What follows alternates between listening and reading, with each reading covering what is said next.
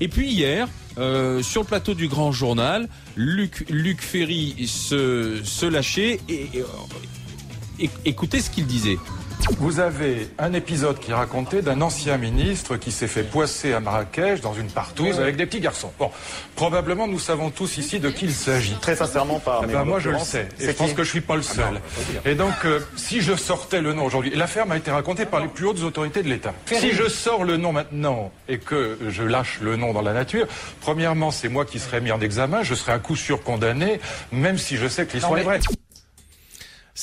Moi, on aime beaucoup Luc, hein, c'est un ami des grandes gueules, mais c'est assez étonnant ce qu'il vient de faire, parce que il a publiquement, hier soir sur Canal+, désigné un ancien ministre d'avoir commis un crime, hein, puisque participer à une partouze avec des petits garçons, c'est un crime, c'est condamné, tu fais des années de prison, ça s'appelle de la pédophilie, si ce n'est plus, puisque il faudrait savoir dans quel contexte ça a été fait. Donc il disait que c'était confirmé par les plus hautes autorités de l'État. C'est ce que disait. Il en dit trop ou pas assez. C'est-à-dire que s'il a des choses à dire, il faut qu'il aille voir tout de suite la police. Un commissaire, il va au commissariat du quartier et puis il dit voilà, je sais des choses, parce que sinon il y a non-dénonciation d'un crime.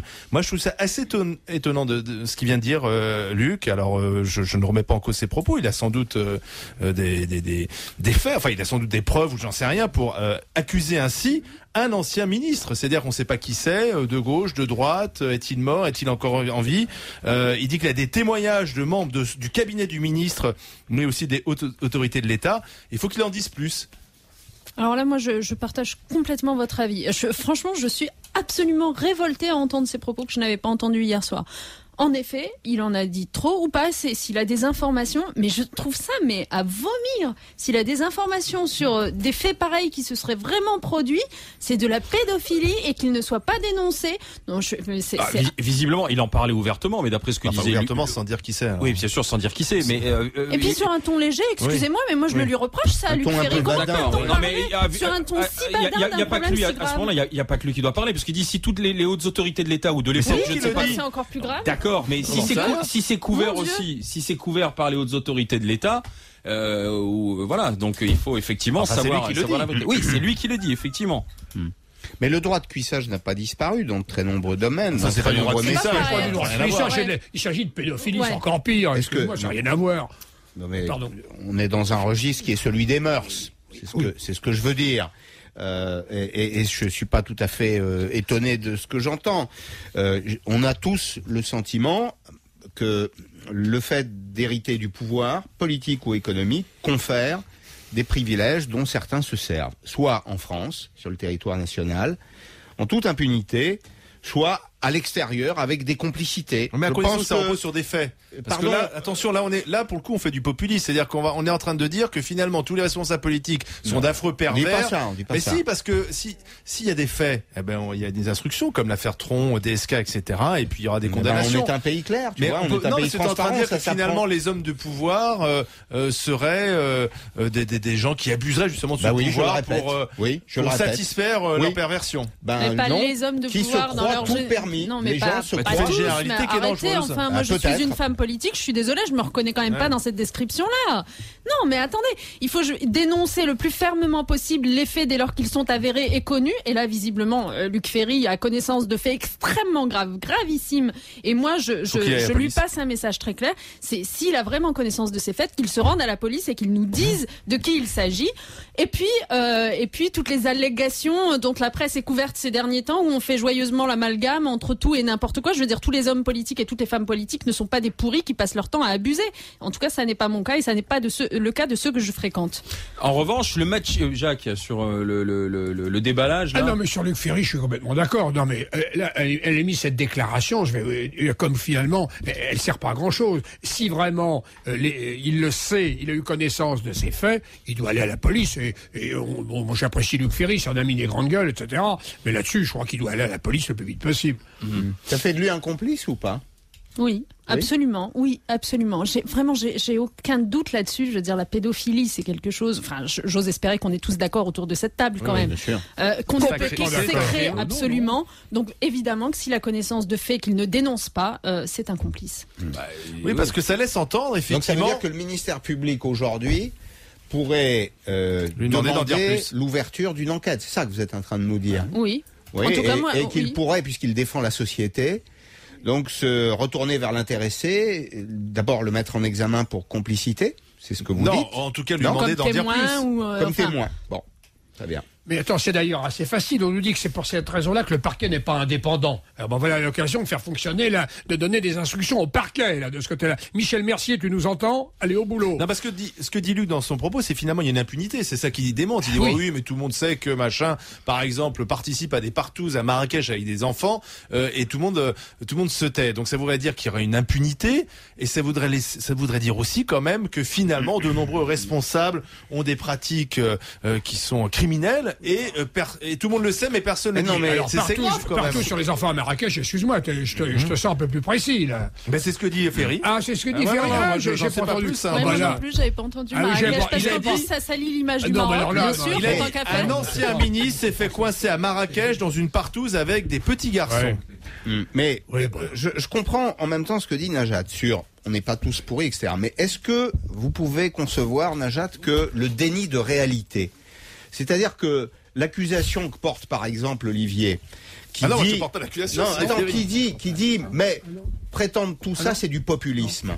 Ça, c'est le déni de réalité, parce que la réalité, c'est que avec le pouvoir politique ou le pouvoir économique, on hérite aussi de privilèges, et que donc le déni de cette réalité-là est en réalité le meilleur carburant de l'extrême droite et de quelques mouvements de cette nature.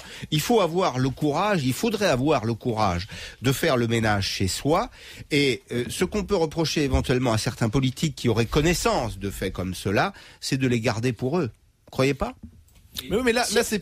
Alors attends, parce que on va réécouter. Mais ça suffit pas de le dire, Pascal, faut le faire. On peut réécouter Luc Ferry. Écoute, parce que derrière Ferry développe un peu son raisonnement. On va réécouter la phrase. Oui. Écoute. Vous avez un épisode qui racontait d'un ancien ministre qui s'est fait poisser à Marrakech dans une partouze avec des petits garçons. Bon, probablement nous savons tous ici de qui il s'agit. Très sincèrement pas. Moi je le sais. Et je pense que je suis pas le seul. Et donc si je sortais le nom aujourd'hui, l'affaire m'a été racontée par les plus hautes autorités de l'État. Si je sors le nom maintenant et que je lâche le nom dans la nature, premièrement c'est moi qui serai mis en examen, je serai à coup sûr condamné, même si je sais que l'histoire est vraie. Et Ferry dit, ça m'a été raconté par les plus hautes autorités de l'État. Qu'est-ce que c'est ça, les plus hautes autorités de l'État?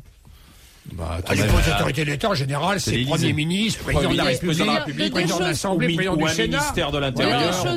De deux choses l'une. Soit Luc Ferry accorde du crédit à ce qui lui a été raconté aux personnes qui le lui ont raconté. Et dans ce cas-là, il est en possession d'une information qu'il aurait dû livrer à la police, à la justice et même aux médias tout simplement, à la société française. Soit il a entendu des rumeurs, des allégations, comme il nous arrive souvent d'en entendre aussi, mais sans aucun fondement, sans aucune réalité dans un dîner comme ça. Et dans ce cas-là, il n'a pas à venir là sur un plateau télévisé parler sur ce ton si léger de sujets si graves. Je suis désolée. Donc en tout état de cause, Luc Ferry est extrêmement condamnable pour ce qu'il vient de faire et de dire.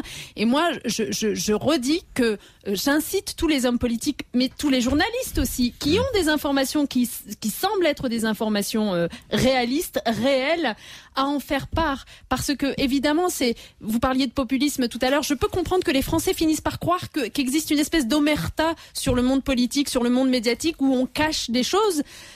Parce que finalement, quand on a ces informations, on ne les dévoile pas. Mais on couvre aussi parfois ses amis dans tous les domaines, pas uniquement la question des mœurs. Regardez ce qui se passe dans une fédération socialiste qui a soutenu Ségolène Royal. Je veux parler des Bouches-du-Rhône. On a quand même là un faisceau de présomption, comme disent les juristes, qui est très inquiétant. Il y a une instruction. Il y a eu une enquête. Richard s'en occupe. Mais alors, Montebourg a rendu un rapport. Non, mais il y a une instruction là.